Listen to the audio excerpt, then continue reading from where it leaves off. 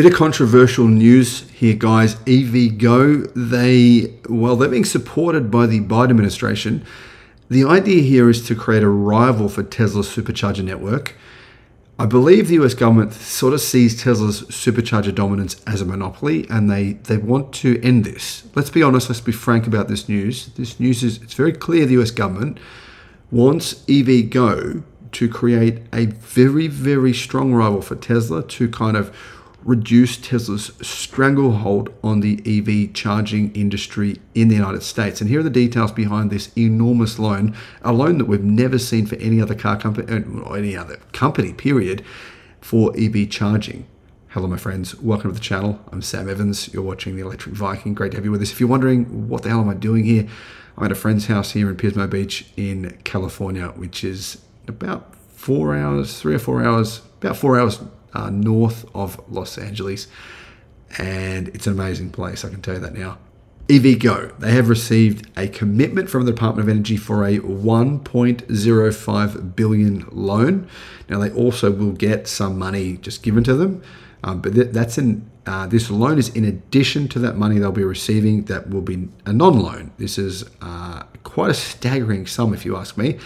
And it would mean the US government, if this company was ever to go bankrupt, and we know EV charging companies, some of them have gone bankrupt. If they did, the US government wouldn't be able to get back any of these funds. But they may be able to, if there was a good charging network, they may be able to take over that. Now, this low-cost financing, apparently be very, very low interest, will enable the company to build 7,500 new charging stalls across the country. Now, to be honest, I think nearly $1.1 billion, you would think you'd get more than 7,500 new chargers. It doesn't sound like that many to me, but anyhow. A number of these chargers, though, will be located in rural and lower income communities, as well as marginalized areas that have been overburdened by environmental impacts. Now, I think building these is fantastic. I think we want as many chargers as possible everywhere worldwide. In the United States, that's awesome. And here in California, there are so many of them. There's so many chargers here. It's fantastic for EV owners, not just Tesla owners, because the Tesla supercharger network is fully available now to other electric cars. It's just that fantastic for everyone. But in many states around America, there is a significant lack of good charging network. Some of the chargers around are broken. The charging networks, they're kind of hard to figure out which one you should use, where you should use it. It's the same as Australia, essentially. So what has happened here is, right, automakers in America, they have adopted the NACS charging standard, the Tesla charging standard, which is a good thing. But EVgo, they're saying, hang on, hold my beer. The firm has received commitment for $1.05 billion of debt financing to accelerate its expansion of its fast charging network across the US. The company said the primary focus would be on Arizona, California. Strange that California would be the focus, considering I think there's a lot of chargers here and a lot being built. Florida, Georgia, Illinois, Michigan, New Jersey, New York, Pennsylvania, and Texas. So when will this actually happen? Apparently, it's going to begin from next year, and the build out of these new 7,500 DC charging stations will be completed by 2030. Now, I can't actually work out if this is actual total number of chargers, just charging plugs themselves, or actual stations with multiple plugs, but it appears to me just chargers, so 7,500 chargers. Most charging efforts are aimed at highways, so places where you would be driving on a road trip, for example, and apparently some of them, though, are on community locations. Over 40% of the stalls will be built in marginalized areas that have been overburdened by environmental impacts as part of the Biden-Harris administration's Justice 40 initiative. And the firm will also focus on rural and lower income communities to take advantage of tax credits to encourage infrastructure growth in these areas. Now, all of this to me sounds good and bad. It's good. We want as many chargers as possible, but we don't want chargers being built just for the hell of it, just because, what are we saying here? We can, basically they're saying some of them are going to be built just because they can take advantage of tax credits. That's what it sounds like. Don't get me wrong. I want as many chargers as possible. That's great. But I don't want a charger being built right? Just because there's one house down in, I don't know, south of Whoop Whoop, and there's like, you know, a couple of houses there. They don't need a DC fast charger just for a couple of houses, right?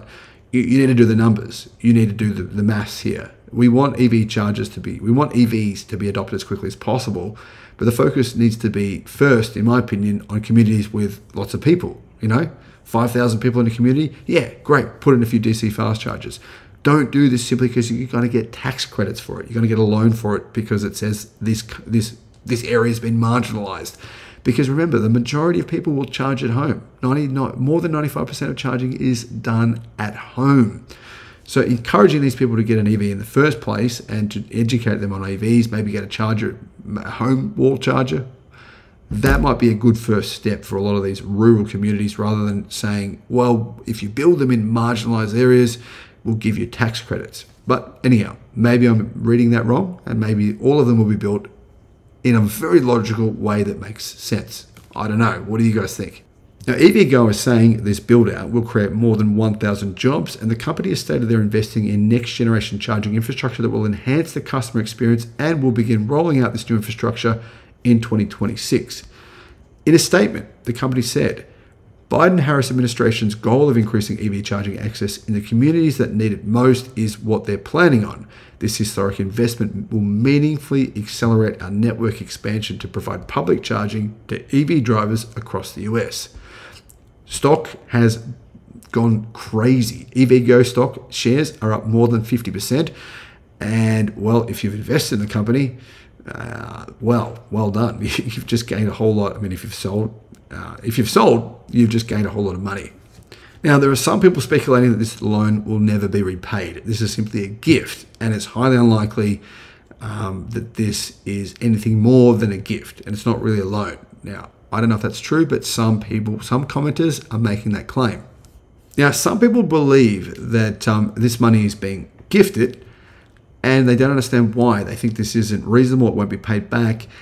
And the reason may be that this is not really a money-gaining prospect. Like, this is not a commercially viable business. I mean, if you build an EV charger in a location where there's 1,000 people, you may never actually make any money on it. It could be a big investment and just a big loss. So they're saying, well, the Biden administration are aware of this, but they think that this is an investment that needs to be made anyway. So it's like a public investment. Now, I don't see why the government can't do this themselves.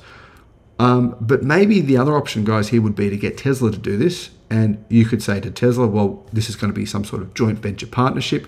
We know Tesla can build the chargers the fastest from any company in the world. They build them at the lowest cost. We know that they're good quality. They last really well. The charging stalls themselves, they're almost always working. That could be the good option, right? The entire country is moving toward the NACS charging standard. Okay, so Tesla, let's do this together. We'll own 50% of the company, or maybe we'll own more than that. I don't know, some sort of partnership here, because that would really work. We would know that that'd be the most efficient use of the money. But we know the Biden administration and Tesla don't get along.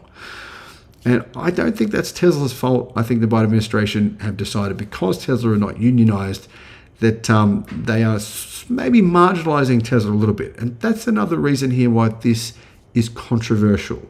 There is certainly some controversy around the awarding of this money. Some people believe that there's some sort of underhand deals going on. I have no idea, guys. As you know, I'm an Australian with an Australian accent, and this is all pure speculation from people on the internet.